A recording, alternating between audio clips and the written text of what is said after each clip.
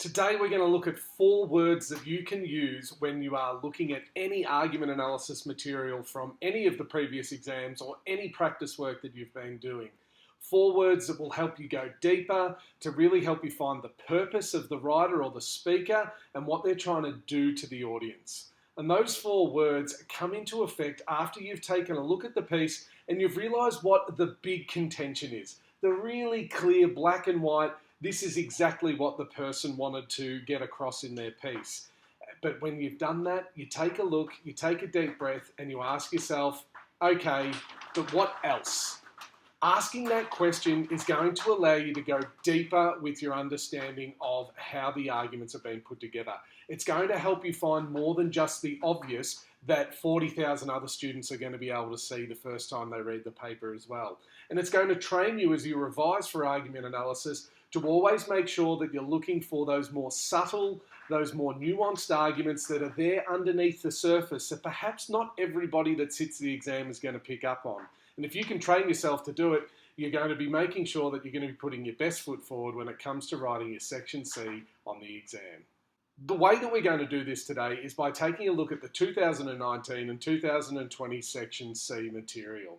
We've got a couple of videos that are dedicated to the 2019 and 2017 pieces. They're longer argument analysis videos that will show you really how to dive in, but we're going to be using these last 2 years as a really clear way of being able to show how you can use this strategy of asking yourself, okay, but what else exists? And the one that we're going to jump into to begin with is from the year 2020. Section C in 2020 was concerned with Warwick Bandel. He was a young farmer who was sitting there in his town hall speaking to fellow farmers and tourist operators from his regional Victorian town. And so the really clear contention that hit everybody in the face, that everybody noticed, was that he wanted to ban recreational drone flying in the area. That was the thing that every student was able to pick up on, the thing that people brought a lot of their arguments back to. But if they didn't ask that question, okay, but what else? Then they were missing out on some of those more subtle arguments. So to give you an idea of what I'm talking about, I want to first direct you to what he was trying to do, but through the fact that he was looking to frustrate and anger the other members of the community that was sitting there in his audience. He does this by pointing out that his issue isn't actually with drones overall. He's not anti-drone or on some crusade against the flying of these machines. Rather, he looks to elicit a sense of anger about the carelessness of recreational drone flyers in the area, really nailing down the point that there are people who don't care about the local area that are perhaps putting it in danger. There are also these very loosely, not rigorous at all testing procedures that are done. And he wants to create a sense of frustration from his fellow farmers and tourism operators about these types of people and about the fact that the government and the council are allowing them to do pretty much whatever they want when it comes to flying drones in the area. So if we pick up on this and if we just drill down into that little bit more of specificity when it comes to the actual argument of what exactly he's saying, okay, but what else other than just we should be banning all drones, we start to get to some more insightful sort of argument analysis. You might start to notice that he's included that visual there where it looks like the person is holding what looks like a glass of wine, trampling through these crops. And when we put all of these things together, we start to use those verbs that I used before to frustrate, to anger these people. Thinking about the people that are in his audience, which are fellow farmers and so on, their crops and all of those types of things that are listed there in the picture are their livelihood. And so by pointing out that these people can just be flying these drones around willy-nilly without any really rigorous testing, he's looking to anger his fellow farmers. He's looking to frustrate them as well by pointing out how careless some people can be about something that is so important to them and their shire.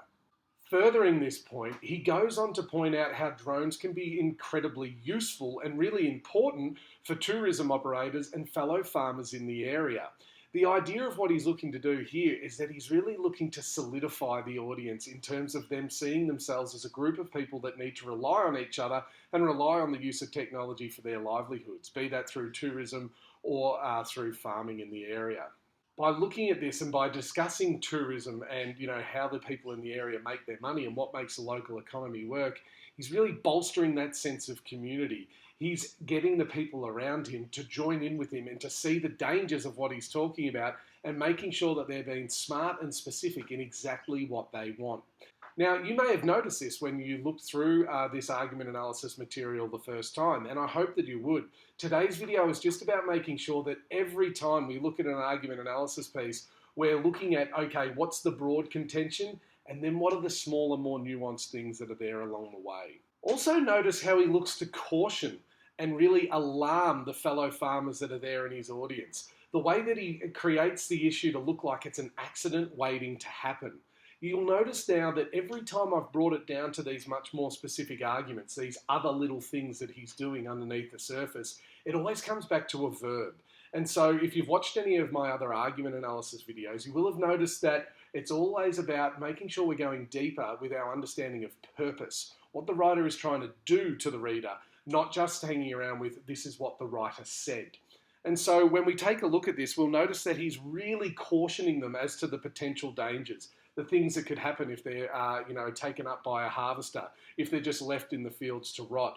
These things that could really endanger the farmers in terms of their livelihoods and their ability to make money and keep surviving in this town. He alarms them as to, the extent of the possible destruction that, might just be lying around the corner. So if you take a look at all of these arguments that we've noticed so far, you're starting to see these verbs like alarm, caution, solidifies his audience, bolsters them together as a group, that he looks to frustrate and anger them. And I want you to think about the end product and what it's going to be like if throughout your paragraphs of analysis, you've got these verbs and this strong sense of purpose through each of the arguments that you've identified, rather than a really pedestrian piece that is saying, yep, he wants to ban drones. And he says this is one of the reasons why. Then he wants to ban drones and he says that this is another reason why. This is how we get to that deeper quality of argument analysis. Not just by saying the writer wants something, they've said something, and here's all these reasons why they've said it, but rather these are all the small things going on that are leading to this very distinct purpose of what they're trying to do and what they're trying to achieve. Finally, he really calls on some support from the audience as well. He looks to garner, there's another verb, garner support and gather them as a group. He's really looking to make sure that he's calling on support from the council, and he does this in a way where he suggests that perhaps the farmers that are also there and the other people in the town aren't being looked after by their local council, that perhaps the council are looking after these careless tourists more than they're actually looking out for the people that they're supposed to be looking out for. Again, it leads to that sense of frustration, this us and them type of attitude. Another thing that you want to notice here is that he points out that he's just taken over the family farm. And even though that might seem like a small throwaway line, often they're the best lines for argument analysis, because in argument analysis, so often the little things are really the big things. The fact that he mentions that he's just taken over the farm speaks to the fellow farmers that are there. It says that I'm one of you. It says that I'm someone that you were decades ago. It suggests that the tradition of farming in the area is continuing on, and therefore these people need to support what he has to say, because he's the new face of this sort of area, and if he's got an issue, it's going to be something that affects all of them. So, guys, that's a really quick wrap-up of the 2020 argument analysis material. We're looking to keep this video nice and short, so you've got more of the strategy, not so much about how you can go about just that one piece of material. Have a think about it. Let me know in the comments if there was anything else from the 2020 Section C that you noticed. I'd love to hear about some of the things that you think we haven't brought up in this video. I'm sure there are plenty of other, but what else is going on in there other than the 4 that we've mentioned. If we take a look at 2019, we'll take a look at Haley's local store, Haley Astaire. Now, we've completed a much longer video, and I'll link to it right now, that you can take a look at, where we just rip this thing to shreds. We take a look at all the different ways that you could look at it. We highlight and annotate the articles, and then we show you some sample paragraphs based on it. So please take a look at that afterwards and take a hunt around the channel for some other things that will be pertinent to you and your text that you're studying. But what was really clear in 2019 was the separation between the students who noticed that Haley Astaire wants to inform the people in her community that the supermarket's going cashless. There it was. That was it. In black and white, that was the really clear contention that everybody who read the piece was going to see. Okay, but what else? So what else was there? What else was she looking to do? What were the more specific ways that she was trying to get this message across? And how was it that she was trying to move people towards that? rather than just analysing in a way where we say she wants to tell people that they're going cashless and these are all the reasons that she gives. First of all, consider the fact that a lot of her approach to the issue is to say, this is for you. This is for you as the customer. This is a selfless act, something that we're doing for you that's going to benefit you in the long run. She's really looking to gather support from her audience here by really generating that feeling of caring, that we're here for you, we care for you, and we make decisions that are always best for you. She even mentions at one point that this is yet another improvement that they're making for the community. And so the feeling that she's looking to generate there, the purpose of her, outlining the argument in this way is to lead the reader to feel like they are worthy of this type of improvement, that she is proactively looking out for them and making these decisions for them and for their benefit. What's really interesting about this piece, though, is that she also talks about how quickly technology is changing, and she makes these very subtle little digs about the point that if you're not already, working in a cashless world, you perhaps should be.